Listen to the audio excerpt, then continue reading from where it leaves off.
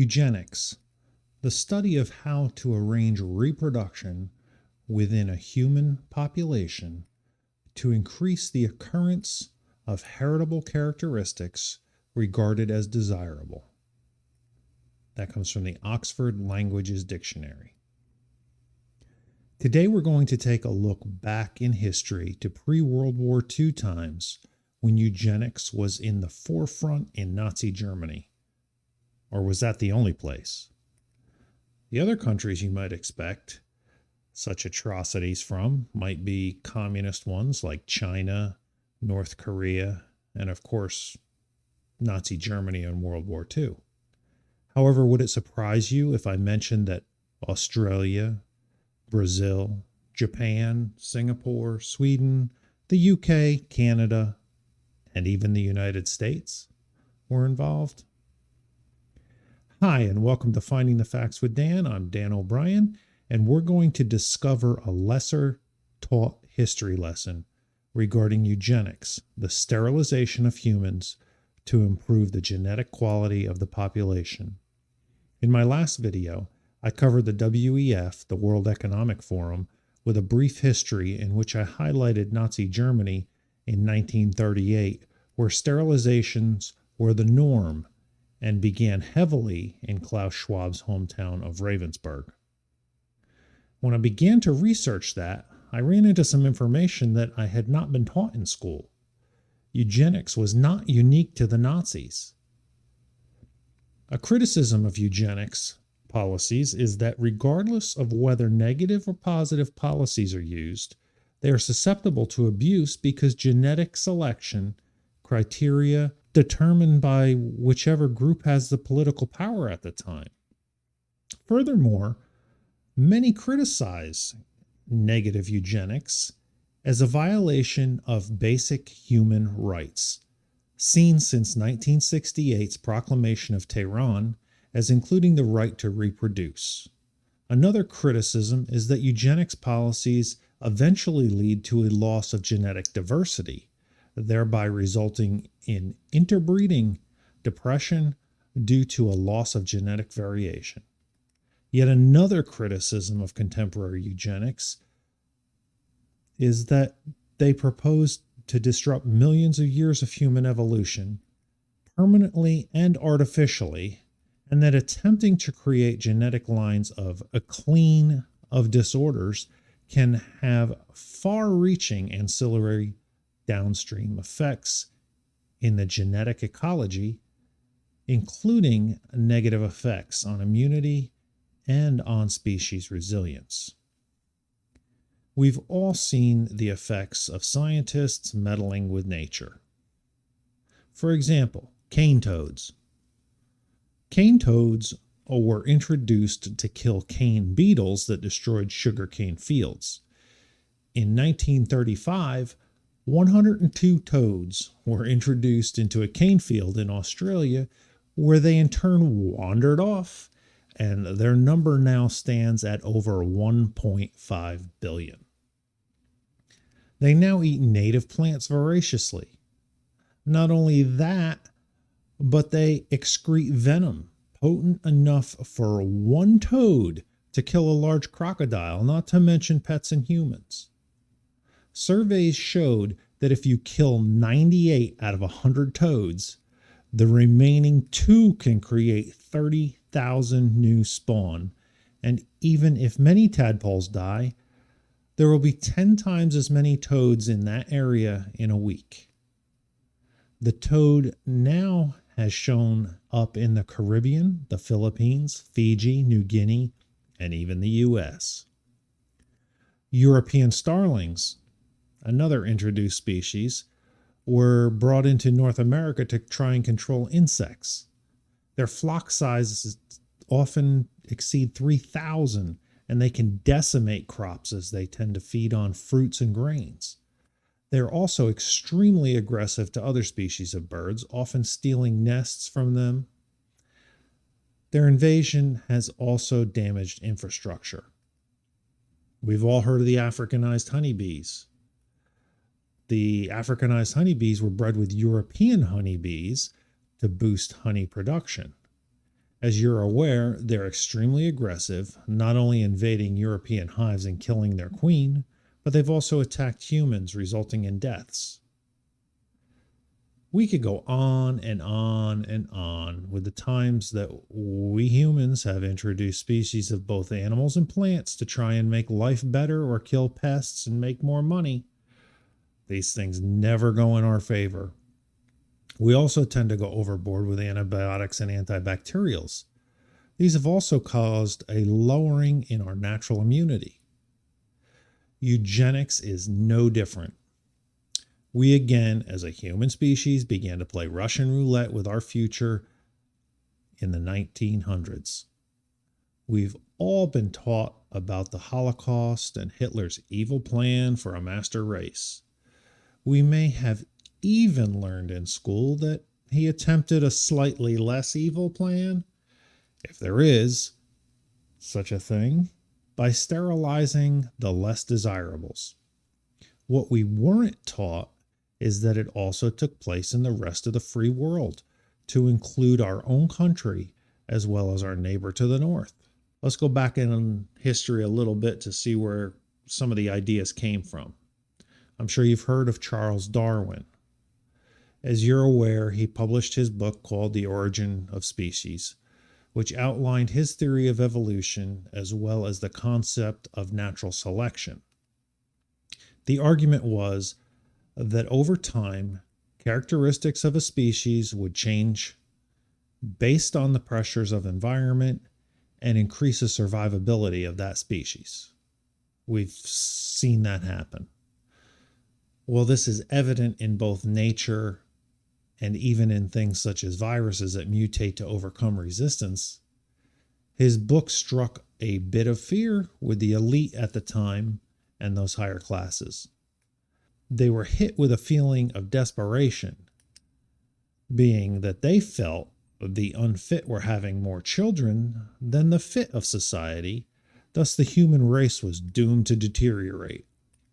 The argument was also made that medicine, charity, and centralized government removed all struggle, further promoting the survival of the unfit.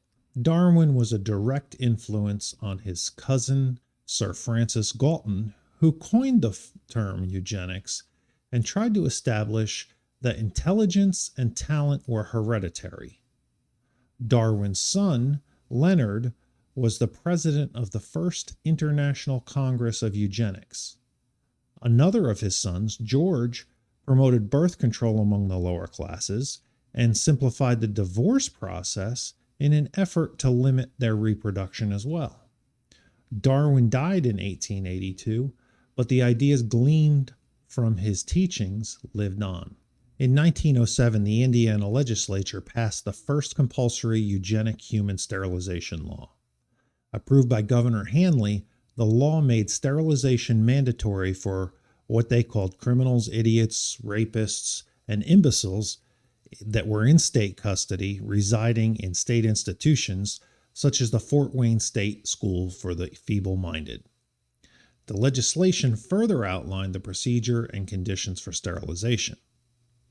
In order for a sterilization to take place, approval from a committee of experts made up of 2 surgeons and the managing board members of the institution had to be secured. The committee needed to assess the patient and decide that there was no probability of his or her mental improvement. If such a judgment was made, then a sterilization procedure could proceed. This legislation further outlined that surgeons were not to be compensated for the cost of performing a sterilization any more than $3, which is about the equivalent of $95 in today's money. Carrie Buck was born in Charlottesville, Virginia, the first of 3 children to be born to Emma Buck. She also had a half-sister, Doris Buck, and a half-brother, Roy Smith. Little is known about Emma except that she was poor and married to Frederick Buck, who abandoned her early in their marriage. At 17, Carrie became pregnant as a result of being raped by her foster mother's nephew, Clarence Garland. On January 23, 1924, The Dobbs had her committed to the Virginia colony for epileptics and the feeble-minded on the grounds of feeble-mindedness, that she was incorrigible, she was promiscuous, she was accused of immorality, prostitution, and having syphilis. Her commitment is said to have been based on the family's embarrassment at Buck's pregnancy from the rape incident. Carrie Elizabeth Buck was the plaintiff in United States Supreme Court case Buck v. Bell after having been ordered to undergo compulsory sterilization for purportedly being feeble-minded. The surgery, carried out while Carrie was an inmate of the Virginia State Colony for Epileptics and the Feeble-Minded, took place under the authority of the Sterilization Act of 1924, part of the Commonwealth of Virginia's Eugenics program. In order to ensure that the Buck family could not reproduce, her sister Doris was also sterilized without consent when she was hospitalized for appendicitis. She later married, and after she and her husband attempted to have children, she didn't discover the reason for their lack of success until 1980. She died in a nursing home in 1983. In an 8-1 decision, the U.S. Supreme Court found that the Virginia Sterilization Act of 1924 did not violate the U.S. Constitution. Supreme Court Justice Oliver Wendell Holmes wrote in his brief, "It is better for all the world if society can prevent those who are manifestly unfit from continuing their kind, and that sterilization was justified to avoid society being swamped with incompetence." His decision set precedents, and more than 60,000 Americans were legally sterilized, as well as about 500,000 around the world. 33 states made involuntary sterilizations legal. Men were often sterilized due to aggression and deviance. Women were then sterilized to control the less desirables in society. Henry Goddard was a prominent psychologist, eugenicist, and segregationalist during the early 20th century. Goddard's famed Kallikak study of defectives persuaded more than 33 states to impose forced sterilization on the feeble-minded. He also tested arrivals at Ellis Island and found that 83% of the Jews, 80% of the Hungarians, and 79% of Italians were either morons or imbeciles. Certificates were issued. Historian Daniel Okrent documented American influence on Nazi race hygiene. As early as 1932, Walter Schultz of the Nazi euthanization program called on German geneticists to heed the example of the United States. Heed the example of the United States. So the Nazis were looking at us for what to do. The Nazi Handbook for Law and Legislation cited American immigration law as a model for Germany. Osborne complained that negative press about the Nazis resulted from Jewish influence. Perhaps paradoxically, it was the Nazi genocide that stigmatized eugenics forever. The Eugenics Society in Canada, or ESC, was established by Dr. William Hutton in 1930. Advocates of eugenic practices in Canada spanned a wide background, with prominent support emerging from academics and medical professionals. Figures from across the political spectrum came to embrace eugenic ideas, particularly in Western Canada, translating those ideas into laws and policies, such as the Sexual Sterilization Act of Alberta in 1928. In 1937, Alberta amended its Sexual Sterilization Act. It amended it to remove the need for informed consent for sterilization subjects who were considered feeble-minded. This amendment set Alberta apart from other jurisdictions throughout North America, which had added consent provisions. In 1942, however, Alberta changed this law again to move the eugenics program beyond the confines of institutions. As a result, more children were identified in the community at schools and through public health visits. Not until the early 1970s would the Sexual Sterilization Act be repealed under the rise of the progressive conservatives in Alberta. Developments in genetic, genomic, and reproductive technologies at the beginning of the 21st century have raised numerous questions regarding the ethical status of eugenics, effectively creating a resurgence of interest in the subject. Some, such as UC Berkeley sociologist Troy Duster, have argued that modern genetics is a backdoor to eugenics. This view was shared by then White House Assistant Director for Forensic Sciences Tanya Simonicelli, who stated in a 2003 publication by the Population and Development Program at Hampshire College that advances in pre-implantation genetic diagnosis are moving society to a new era of eugenics, and that unlike the Nazi eugenics, modern eugenics is a consumer-driven and market-based, where children are increasingly regarded as made-to-order consumer products. In a 2008 newspaper article, Richard Dawkins said that discussion regarding eugenics was inhibited by the shadow of Nazi misuse to the extent that some scientists would not admit that breeding humans for certain abilities is at all possible. He believes that it is not physically different from breeding domestic animals for traits such as speed or herding skill.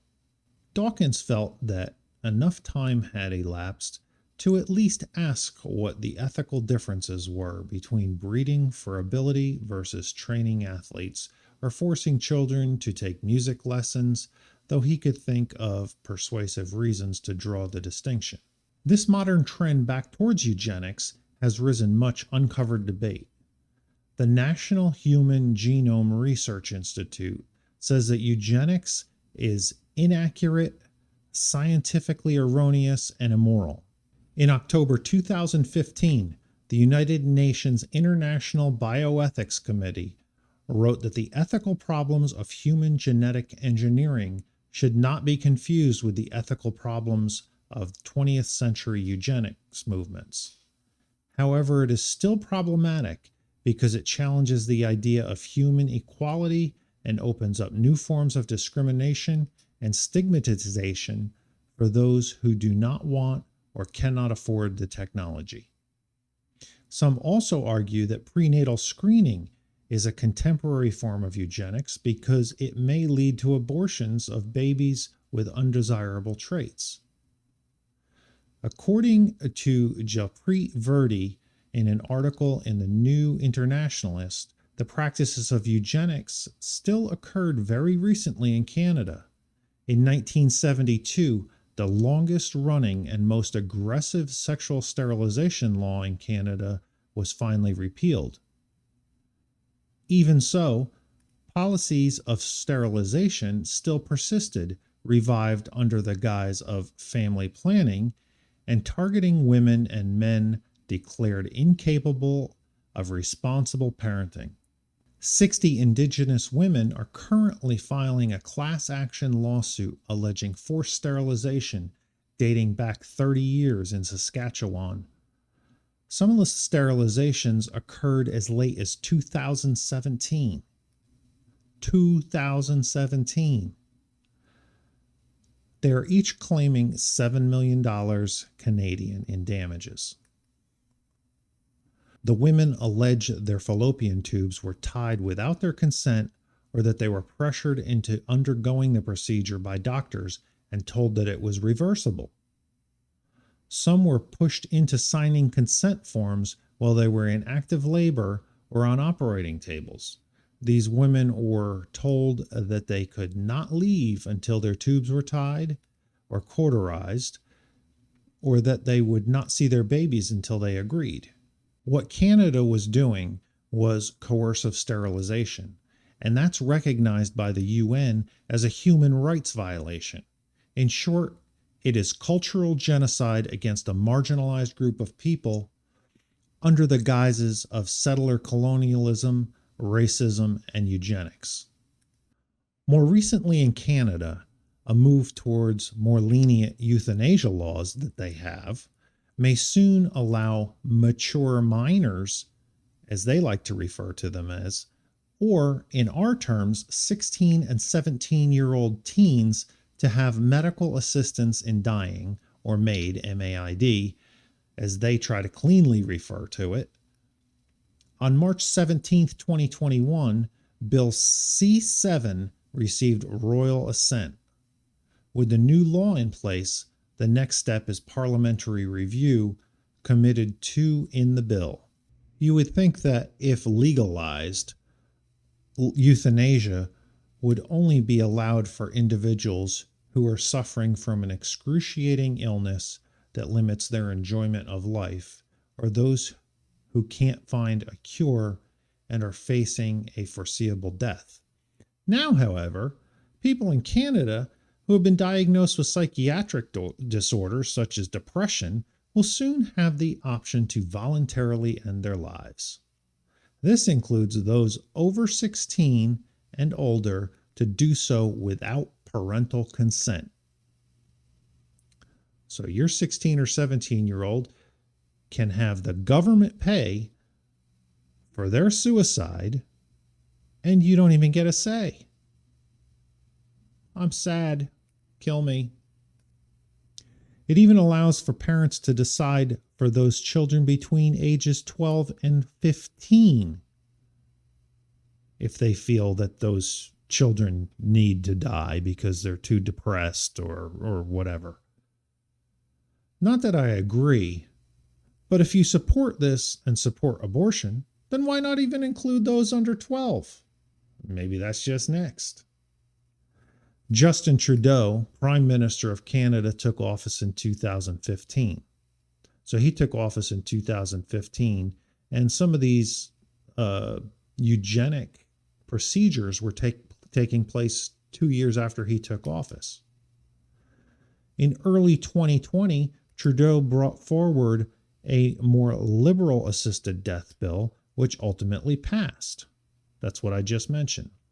Between 2016 and 2021, 31,664 assisted suicides occurred in Canada. The global average for self-harm deaths is 1.34%. In the same year, assisted suicides in Canada accounted for 1.89% of their total deaths.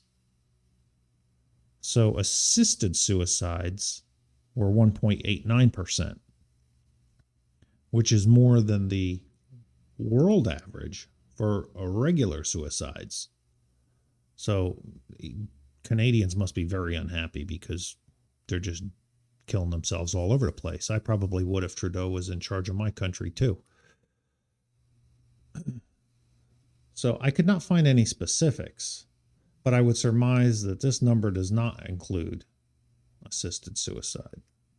As you know, Canada has national health care. And to get information, all you got to do is dial 811. So just listen to this 811 recording made in Canada by Maxime Bernier. He's the leader of the People's Party of Canada.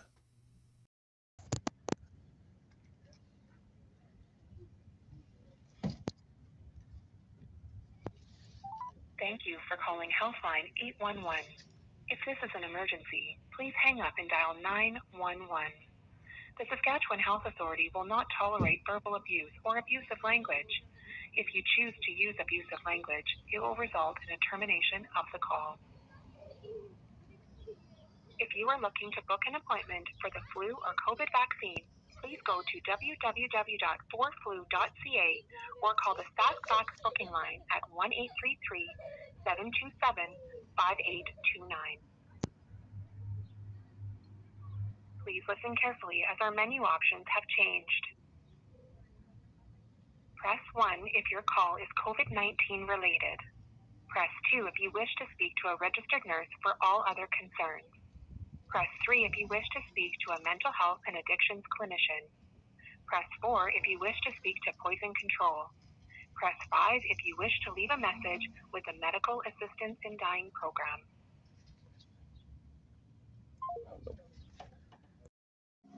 If you are looking to press 1 to be transferred to poison control. Press 2 to leave a message with the Medical Assistance in Dying program. To return to the main menu. Hello, you have reached the confidential voicemail box of the Provincial Medical Assistance in Dying program with the Saskatchewan Health Authority. I'm sorry that we've missed your call.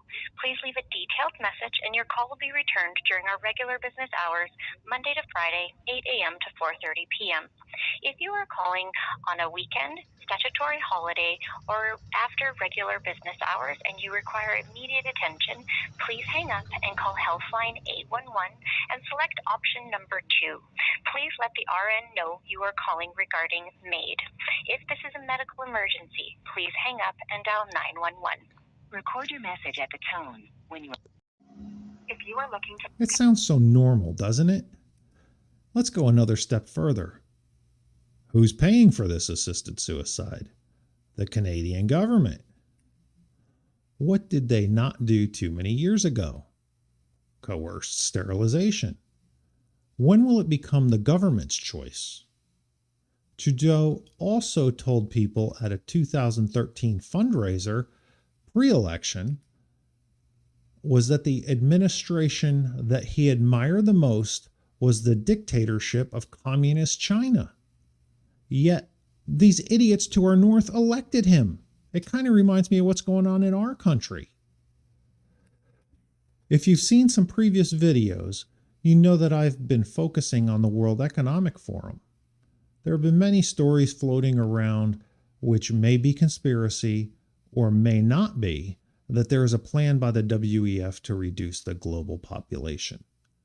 Trudeau is a main player in the WEF. Half of his cabinet are made up of young global leaders, a kind of starter section for the WEF. This could be pure coincidence, but I truly doubt it when you look at the totality of the evidence. Other young global leaders have included Mark Zuckerberg, founder and CEO of Facebook, Jagmeet Singh, leader of the New Democratic Party of Canada, Pete Buttigieg, the Secretary of Transportation in the Biden administration, another connection for the green push in transportation and elevation in fuel costs, and French President Emmanuel Macron, Leana Wen, the former president of Planned Parenthood. In 2017 interview, Schwab noted names like Mrs. Merkel, even Vladimir Putin and so on, they all have been young global leaders of the World Economic Forum. Mm-hmm. But what we are very proud of now is the young generation, like Prime Minister Trudeau, President of Argentina and so on, that we penetrate the cabinets.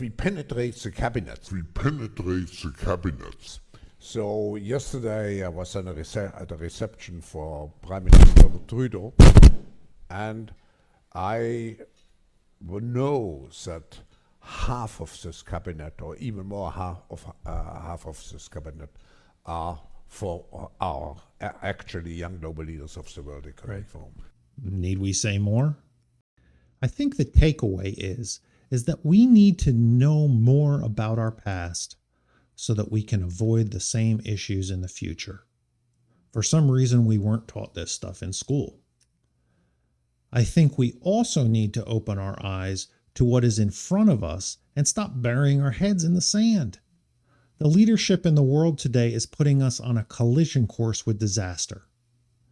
Biden is an extremely dangerous president, as well as those who surround him. And the leader to the north, Trudeau, may be even more so dangerous. If you value life that you knew years ago, and if you value the life of your children in the future, For God's sake, educate yourself and vote not based on one little thing that you hear, but on the totality of everything that a leader stands for. Stay safe, everyone.